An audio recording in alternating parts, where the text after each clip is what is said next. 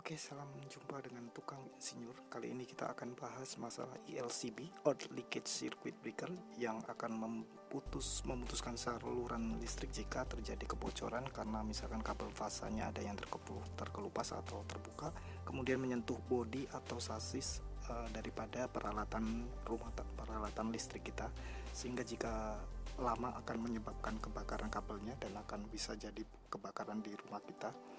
Kemudian ini adalah contoh dari ELCB 230 volt dan sensitivity-nya 30 mA.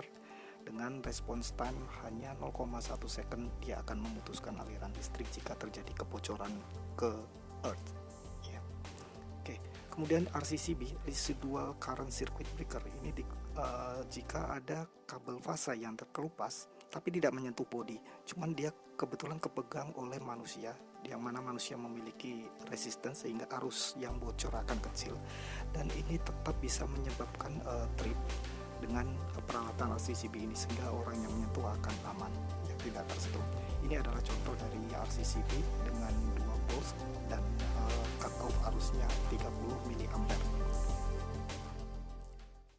Kemudian untuk instalasinya kita bisa lihat dari meteran kWh masuk ke input dari ELCB, kemudian output dari ELCB akan masuk ke input dari RCCB, dan output dari RCCB akan masuk ke input masing-masing beban atau masing-masing MCBs yang ada di rumah kita. Nah, ini adalah aktual wiringnya ya, kita akan pasang. Yang pertama ini yang sudah lengkap. Yang pertama adalah ELCB paling kiri, kemudian di tengah adalah RCCB, dan yang paling kanan 3 ini adalah beban atau MCBs. Oke, kemudian setelah kita pasang, kita akan melakukan tes, dan mengetesnya hanya dengan menyalakan breaker di ELCB, listrik akan nyala. Dan untuk mengetesnya kita cukup menekan tombol T yang ada di ELCB yang kuning, nah listrik akan trip. Dan untuk menyalakan kembali kita harus menekan tombol reset terlebih dahulu di ELCB, baru kita nyalakan breaker di ELCB. Nah, listrik akan nyala kembali ya.